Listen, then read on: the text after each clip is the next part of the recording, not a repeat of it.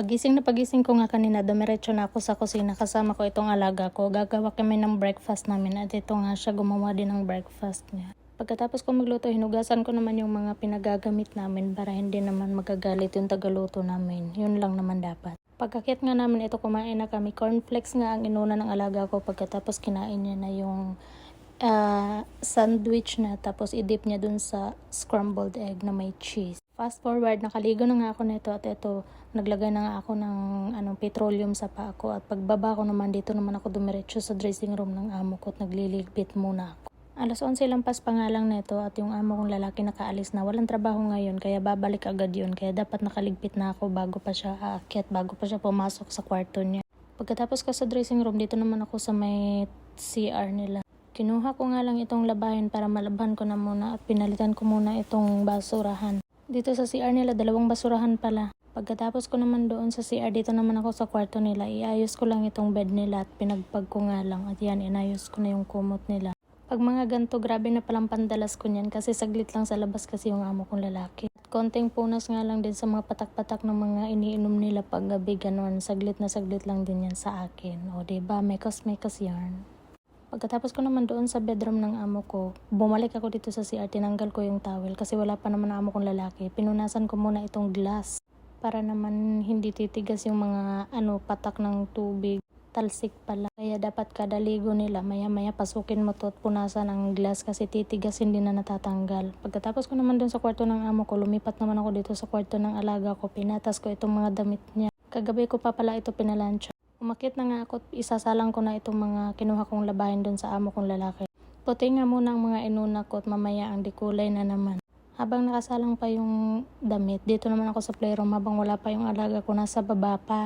Magligpit muna ako ng kaunti para mabawas-bawasan naman yung trabaho ko. Hindi ko to siya matatapos ngayong araw kasi sobrang gulo talaga. Ang daming itatapon, ang daming ipapatas, ganun. Kaya kahit papano man lang maumpisahan ko itong playroom kasi ilang beses ko nang gustong ligpitin kaso lang wala ngang oras, lagi kami umaalis.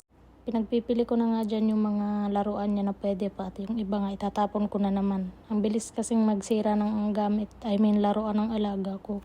Dapat itatapon ko na din yung mga sira kasi ikakalat niya lang din naman.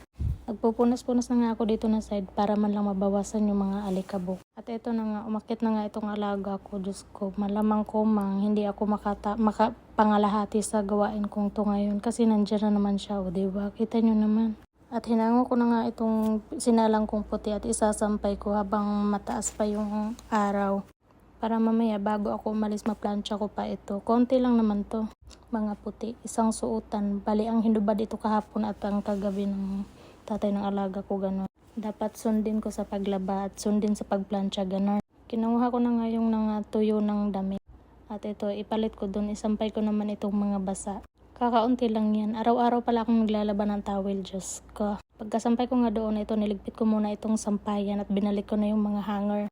Paplansyahin ko na nga itong mga damit na kinuha ko ngayon lang para hindi na ako matambakan. Pagkatapos ko naman ditong plansyahin ang mga damit nila, pinatas ko muna yung damit ko bago ko pa ibaba yung mga damit nila.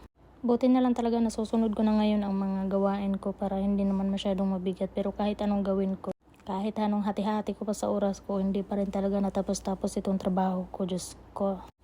Kahit ganun, wala pa rin magagawa, ganun. At ito na nga, pinapakain ko na nga itong alaga ko. Sobrang kulit. Hirap ang pakainin, ang tagal-tagal pa. Pagkatapos yung kumain, dito naman ako nagligpit. At nagpupunas-punas ako. At biglaan na namang lumapit itong alaga ko. Hindi ko na naman talaga ito matapos-tapos. At ito na nga, iniwan ko na nga doon kasi guguluhin niya lang ako. At ito, sinampay ko na nga itong mga dikulay para matuyo pa siya bago ako umalis at maplansya. Yun lang, tapos na.